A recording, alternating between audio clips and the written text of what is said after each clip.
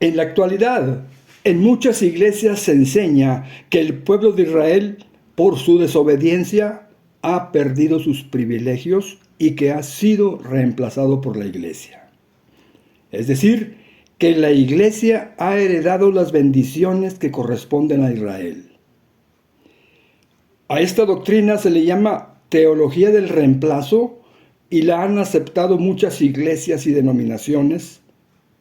Sin embargo, esta doctrina es completamente errónea.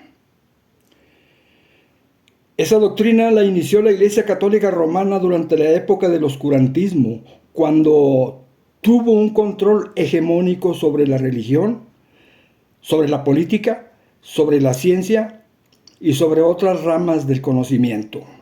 En esos tiempos, la Iglesia Católica Romana gobernaba con las autoridades políticas, o sea, con los reyes.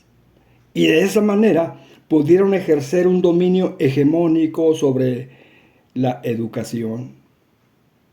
Ellos tenían los conventos que servían de planteles educativos y también tenían el capital humano disponible, que eran los monjes. Los monjes, como es sabido, no labraban la tierra, sino que se dedicaban a una vida de contemplación y prácticas religiosas. Eran pues los monjes los más indicados para impartir la educación. Sin embargo, ¿qué va a enseñar una persona que carece de los fundamentos pedagógicos? Una persona que carece de los fundamentos pedagógicos va a enseñar lo que le viene a la mente. ¿Y qué es lo que le viene a la mente? Bueno, lo que le viene a la mente y lo que cree. ¿Y qué es lo que creían los monjes católicos acerca de los judíos? Bueno, pues lo que veían en su entorno. ¿Y qué veían en su entorno? Pues veían que los judíos eran objeto de burla, de persecuciones y de linchamientos. ¿Y qué enseñaba la Iglesia de Roma? La Iglesia de Roma enseñaba que los judíos, por su desobediencia, habían caído de la gracia de Dios. Y también los acusaban de ser los causantes de la muerte de Jesucristo. ¡Qué tremendo! Ese pensamiento prevaleció durante toda la Edad Media. Voy a hacer una comparación para ilustrar mejor esta idea. Imagina que en tu pueblo o en tu colonia todos murmuran contra ti y tu familia, de que son pervertidos sexuales, o de que son brujos, o de que son vendedores de drogas. ¿Cómo se sentirían ustedes?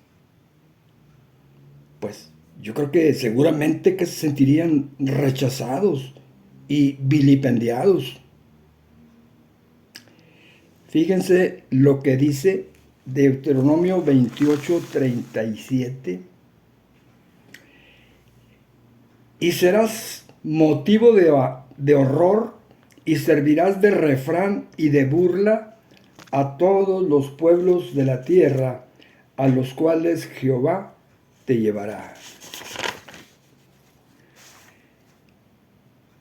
Y en el mismo capítulo 28 de Deuteronomio, pero los versículos 64 y 65, dicen de la siguiente manera: y Jehová te esparcirá por todos los pueblos, desde un extremo de la tierra hasta el otro extremo, y allí servirás a dioses ajenos que no conociste tú ni tus padres, al leño y a la piedra. ¿Cuántas personas de origen judío hay que no siguen la religión de sus ancestros, de sus antepasados, sino que siguen otras religiones? Aquí mismo en México, muchos judíos sefarditas se vinieron de España por la persecución, se infiltraron entre los primeros colonizadores ibéricos y por temor a la Santa Inquisición, adoptaron el catolicismo. Y ahí quedaron, y ahí permanecieron, adaptándose a esa nueva religión contraria a sus raíces. Y así pasó en otras partes del mundo. Muchos de ellos se acostumbraron al nuevo ambiente en que vivieron. Sí que se cumplió lo que dice Deuteronomio 28, 64 y 65. Y Jehová te esparcirá por todos los pueblos, desde un extremo de la tierra hasta el otro extremo, y allí servirás a dioses ajenos que no conociste tú ni tus padres, al leño y a la piedra. Y ni aún entre estas naciones descansarás. Qué tremendo, qué tremendo, qué tremendo.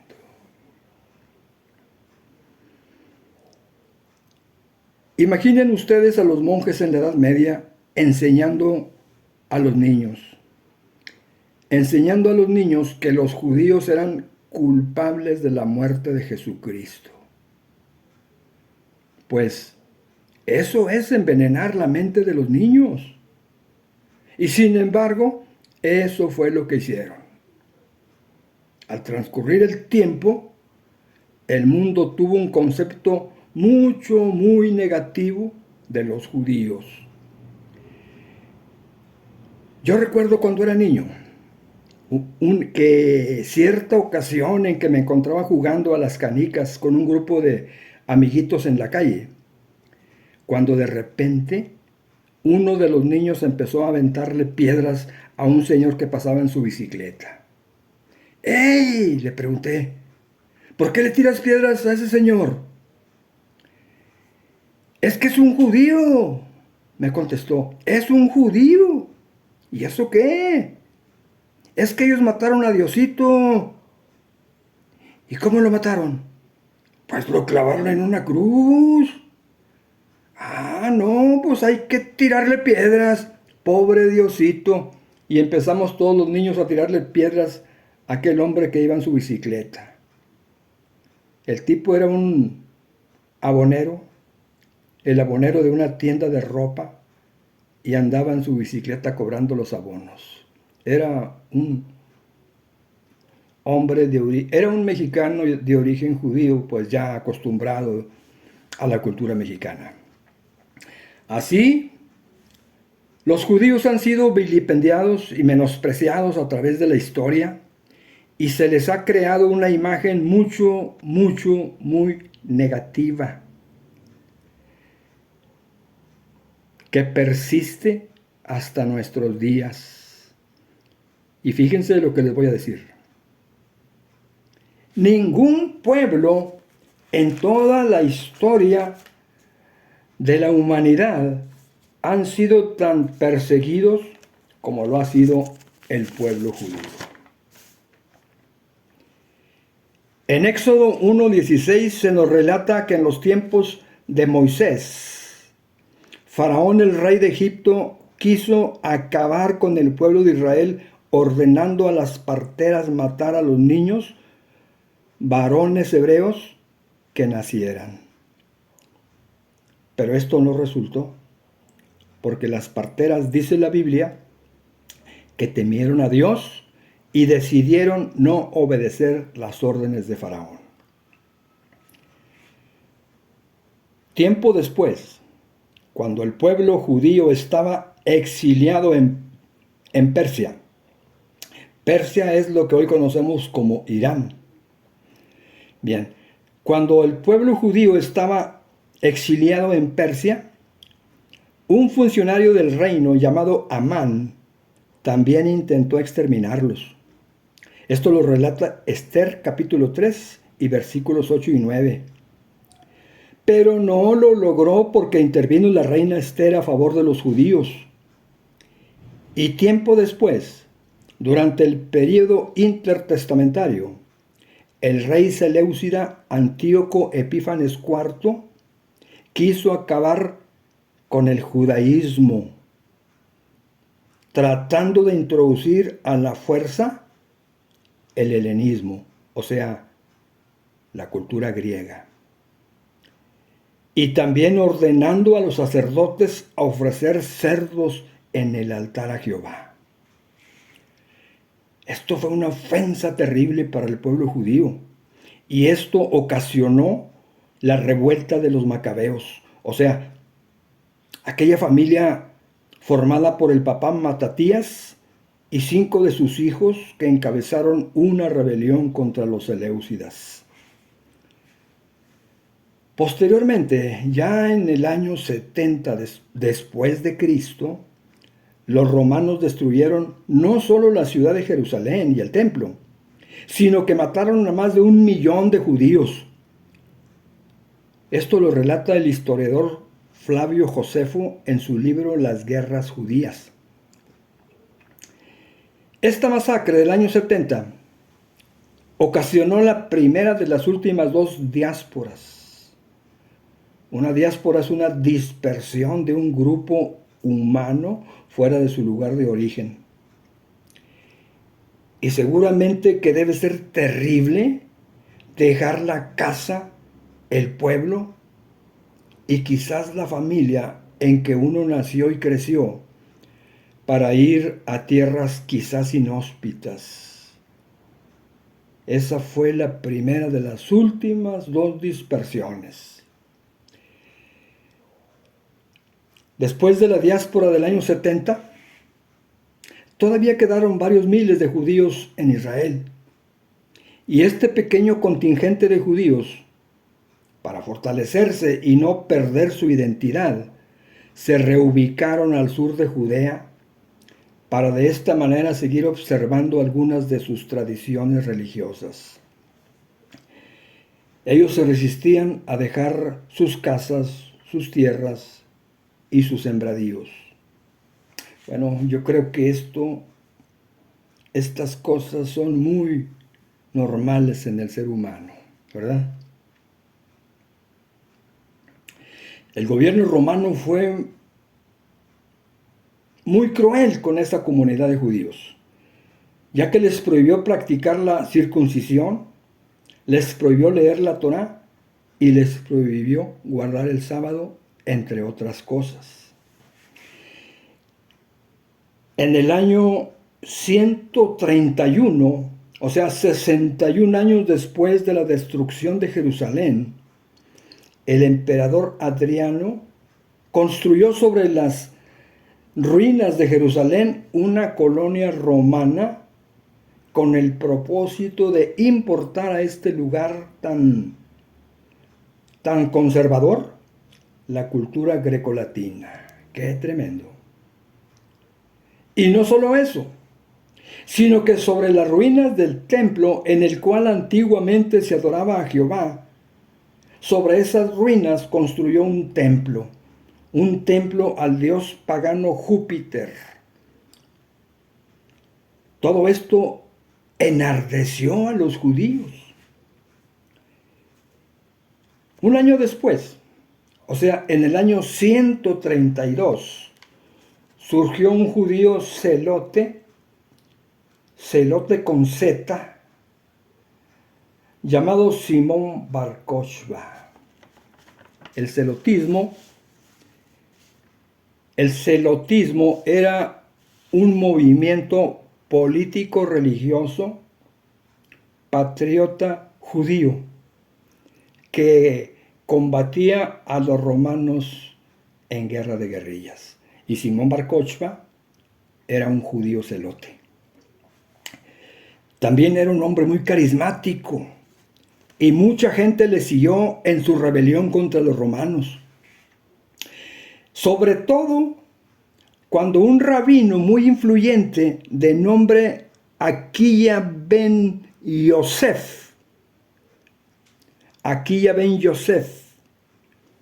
lo relacionó con el versículo de Números 24:17 que dice: descenderá una estrella de Jacob. Descenderá una estrella de Jacob.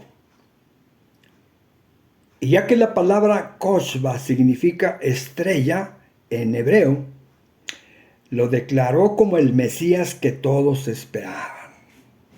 ¡Qué tremendo! Koshba se levantó contra los romanos y mucha gente le siguió. Lograron derrotar a los soldados destacamentados en la región y Koshba declaró la independencia de Israel. A Roma obviamente que esto le molestó e hizo traer ejércitos que tenían otras partes del imperio. Los judíos se atrincheraron y lograron resistir por 3 largos años, pero lastimosamente sucumbieron y la rebelión fue sofocada. Los romanos mataron 580,000 judíos y muchos otros salieron huyendo en lo que se conoce como la última diáspora de los judíos. La última diáspora de los judíos. Eso de matar a miles de judíos, apoderarse de sus propiedades y a los pocos que quedaban echarlos fuera, fue un infame e ignominioso robo. Fue un gran agravio el que se cometió contra la nación de Israel. En su odio hacia los judíos, se intentó no solo exterminarlos, sino borrar todo vestigio judío de la historia. Esto que te estoy contando es la realidad de las cosas. No es una información sesgada o tendenciosa, no. Esto lo cuenta la historia universal, o sea, historiadores no cristianos. Investiga y te darás cuenta del gran robo e injuria que se cometió contra la nación de Israel. Nada más a manera de comparación. Imaginen que un país poderoso invade México, mata 30 millones de personas y 70 millones más tienen que salir exiliados a diferentes partes del mundo. Y no contentos con eso, al país le cambian el nombre. Pues eso fue precisamente lo que hicieron a Israel. A Israel le quitaron su territorio. Y no solo eso, sino que trataron de exterminarlos, es decir, borrarlos de la historia de la humanidad. Qué tremendo, ¿eh? La desintegración de un país, como ocurrió con Israel, deja a las personas sin nacionalidad, es decir, los deja apátridas. Y algunos países no tienen leyes claras para otorgar protección a este tipo de personas, por lo que muchas veces no tienen acceso a la educación, a la salud ni al empleo. En 1950 surgió ACNUR, Agencia Comisionada de las Naciones Unidas, para brindar protección a los refugiados. Pero eso fue en 1950. Antes de 1950 no había ACNUR. Pero todas estas calamidades que han acontecido a Israel son parte de lo que predijo Dios en Deuteronomio 28, 64 al 66. Dice así: y Jehová te esparcirá por todos los pueblos, desde un extremo de la tierra hasta el otro extremo, y allí servirás a dioses ajenos que no conociste tú ni tus padres, al leño y a la piedra. Y ni aún Entre estas naciones descansarás, ni la planta de tu pie tendrá reposo, pues allí te dará Jehová corazón temeroso y desfallecimiento de ojos y tristeza de alma. Y tendrás tu vida como algo que pende delante de ti, y estarás temeroso de noche y de día, y no tendrás seguridad de tu vida. Qué tremendo. Como podemos ver, todo lo que ha acontecido a Israel a través de la historia es consecuencia de su misma desobediencia.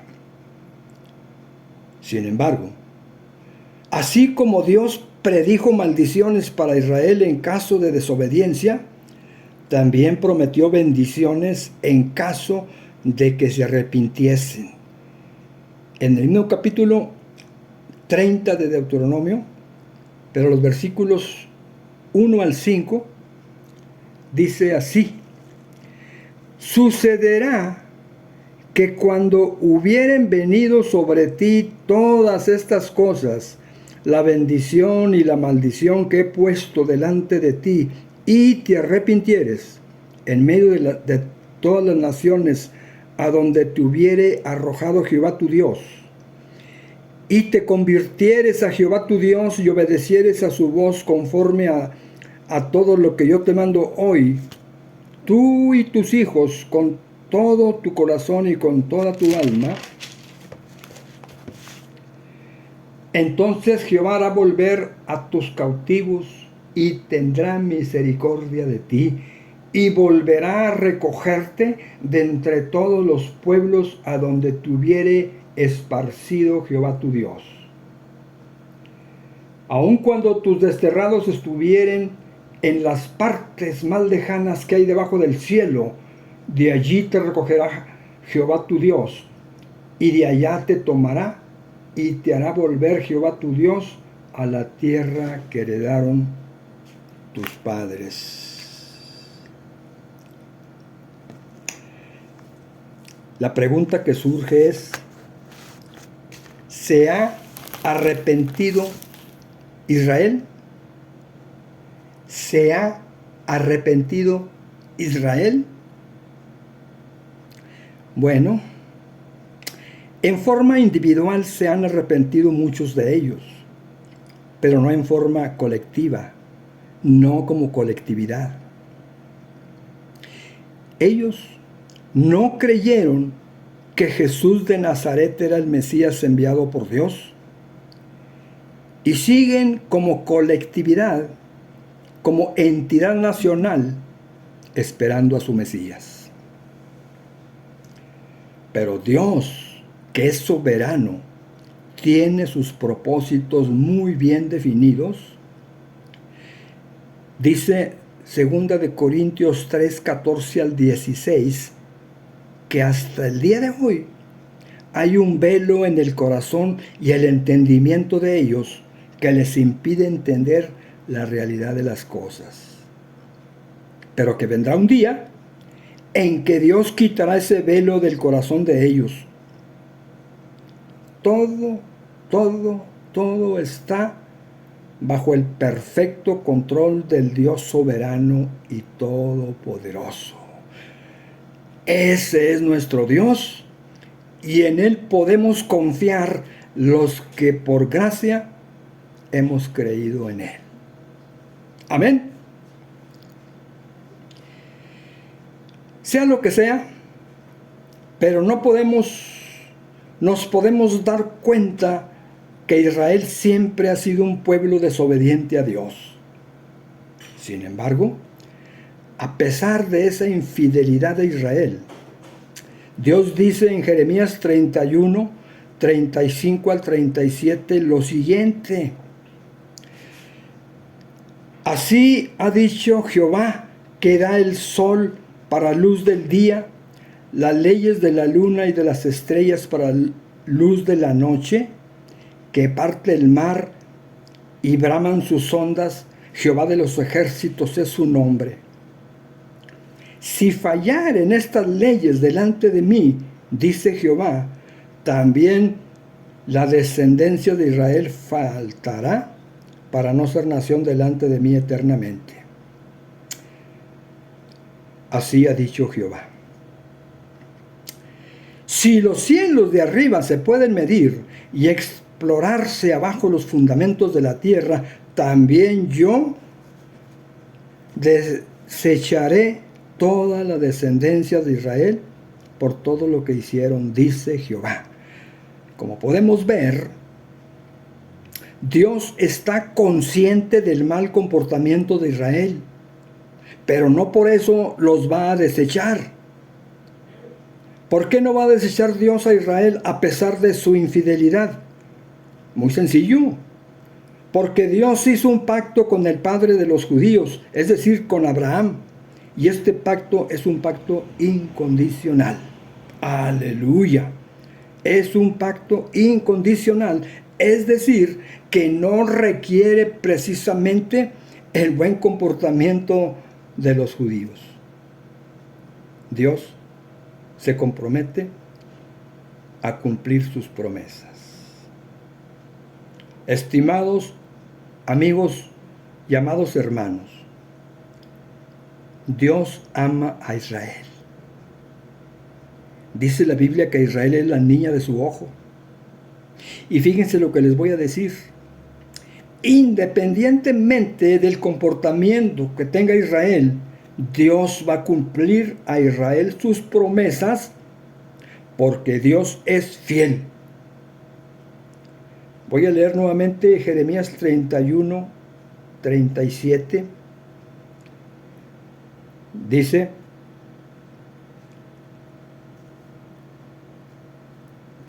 así ha dicho Jehová, si los cielos de arriba se pueden medir y explorarse abajo los fundamentos de la tierra, también yo desecharé toda la descendencia de Israel por todo lo que hicieron, dice Jehová.